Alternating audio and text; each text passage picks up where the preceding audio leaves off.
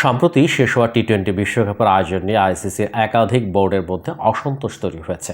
এ নিয়ে এ মাসে অনুষ্ঠিত আইসিসির সভায় প্রশ্ন তোলা হবে বলেও জানা গেছে। যুক্তরাষ্ট্র ও ওয়েস্ট ইন্ডিজে যৌথভাবে আয়োজিত বিশ্বকাপের ফাইনালে দক্ষিণ আফ্রিকাকে হারিয়ে চ্যাম্পিয়ন হয়েছে ভারত। যুক্তরাষ্ট্রে এবারই প্রথম আইসিসির কোনো বৈশ্বিক ট্রফি অনুষ্ঠিত হলো, যদিও গ্রুপ পর্বের পরে সেখানে কোনো ম্যাচ হয়নি। সুপার 8 সেমিফাইনাল ও ফাইনাল হয়েছে ওয়েস্ট ইন্ডিজের বিভিন্ন ভেন্যুতে।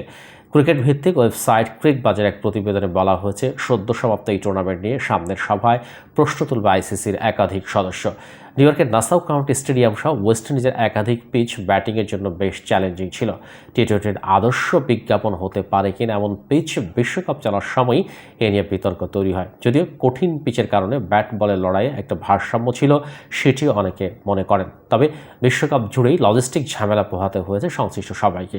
যুক্তরাষ্ট্রসহ মোট 60টি দেশে হয়েছে বিশ্বকাপ। ক্যারিবিয়াতে 1 ঘন্টার ফ্লাইটেও মাঝে মধ্যে 20 ঘন্টা লেগেছে। গায়ানায় দ্বিতীয় সেমিফাইনালের পর ফাইনালের ভেন্যু বারবাডোজে যাওয়ার সরাসরি কোনো ফ্লাইট ছিল না।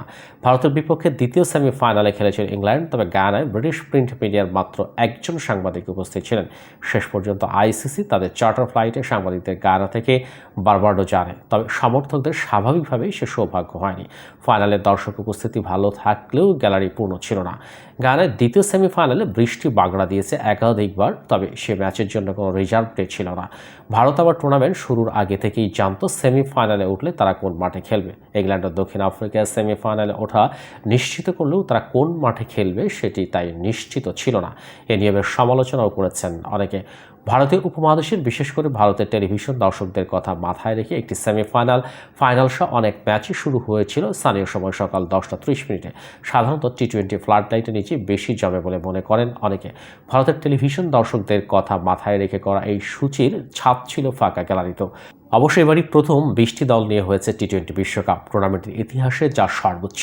সামনে দলের সংখ্যা আরও বাড়ানো হবে কিনা সে আলোচনাও উঠেছে। 24টি দল নিয়ে বিশ্বকাপ হলে 6টি দলের 4টি গ্রুপ হবে। এর মানে ভারতের মতো দলের ম্যাচও একটি বাড়বে, ফলে ব্রডকাস্টারদের কাছে সেটি আকর্ষণীয় হবে বলে মনে করা হচ্ছে।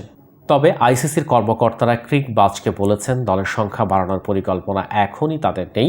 2026 সালে ভারত ও শ্রীলঙ্কা যৌথভাবে অনুষ্ঠিত হবে টি-20 বিশ্বকাপ, সেখানেও খেলবে 20টি দলই।